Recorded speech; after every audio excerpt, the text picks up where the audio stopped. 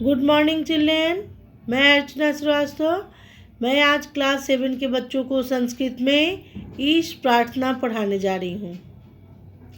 ठीक है। ईश प्रार्थना हम लोग पहले भी पढ़ चुके हैं, लेकिन फिर से मैं दोहरा रही हूँ ताकि सभी बच्चे श्लोक और श्लोक का अर्थ याद कर सकें। ठीक है।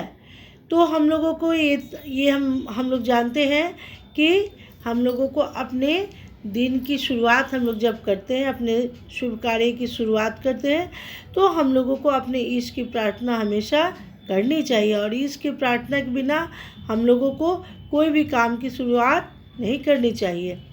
ठीक है।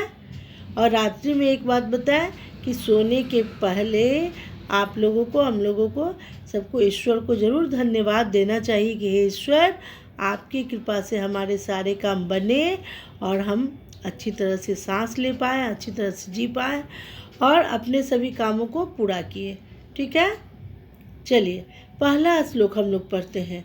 त्वमादिदेव पुरुषः पुराण त्वमस्य विश्वस्य परम निधानम वेत्तांसि वेद्यम च परम च धाम त्वया ततं विश्वम अंतरूप। ठीक है। इसका भावार्थ है, हे परमेश्वर, हे परमेश्वर, तुम आदि देव हो, यानी कि तुम सर्वप्रथम देव हो, पुरातन पुरुष हो, तुम इस संसार के सर्वश्रेष्ठ आश्रय हो, तुम ही ज्ञाता हो, तुम ही जानने योग्य हो तथा परम धाम भी तुम ही हो।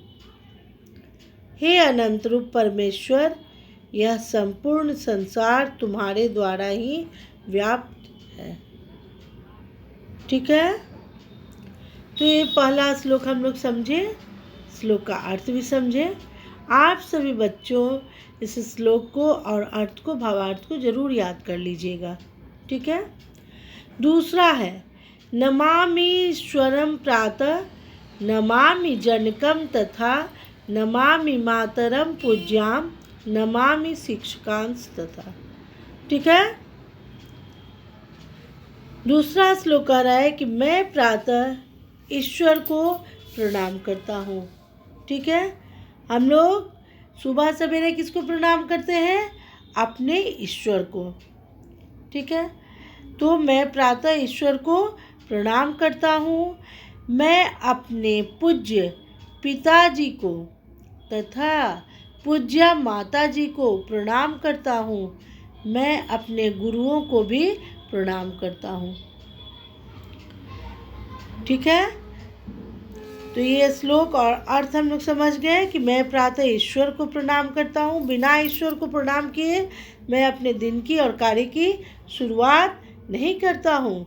मैं अपने पूज्य पिताजी को तथा पूज्य माताजी को भी प्रणाम करता हूँ। मैं अपने गुरुओं को भी प्रणाम करता हूँ। ठीक है।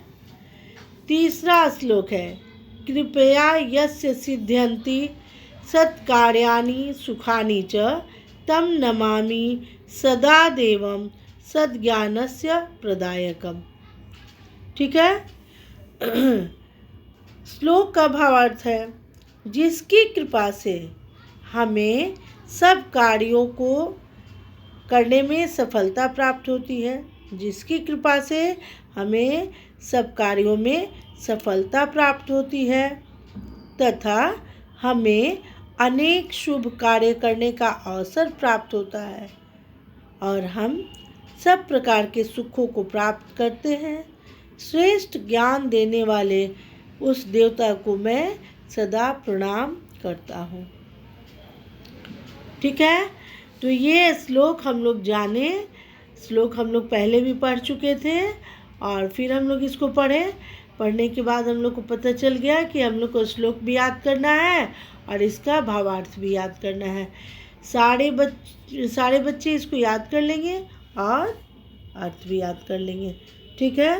तो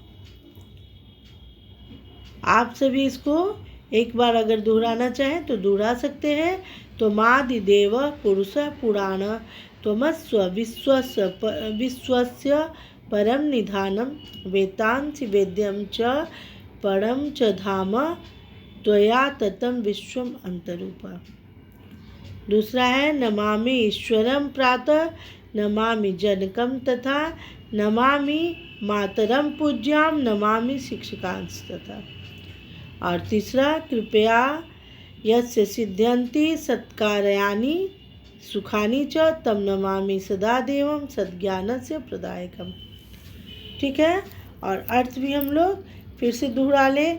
हे परमेश्वर, तुम आदि देव हो, पुरातन पुरुष हो, तुम इस संसार के सर्वश्रेष्ठ आश्रय हो, तुम ज्ञाता हो, तुम ही जानने योग्य हो तथा परम धाम भी तुम ही हो। हे अनंत रूप परमेश्वर, यह संपूर्ण संसार तुम्हारे द्वारा ही व्याप्त है। ठीक है, पहला का है। दूसरा, मैं प्रातः ईश्वर को प्रणाम करता हूँ, मैं अपने पूज्य पिताजी को प्रणाम करता हूँ तथा पूज्य माता को भी प्रणाम करता हूँ, मैं अपने गुरुओं को भी प्रणाम करता हूँ। ठीक है। तीसरा, जिसकी कृपा से हमें सब कार्यों में सफलता प्राप्त होती है तथा हमें अनेक शुभ कार्य करने का अवसर प्राप्त होता है और हम सब प्रकार के सुखों को प्राप्त करते हैं, श्रेष्ठ ज्ञान देने वाले उस देवता को मैं प्रणाम करता हूँ। ठीक है, तो इसको हम लोग फिर से पढ़ लिए और अर्थ भी जान गए, तो सभी बच्चे इसको याद कर लेंगे अर्थ के साथ।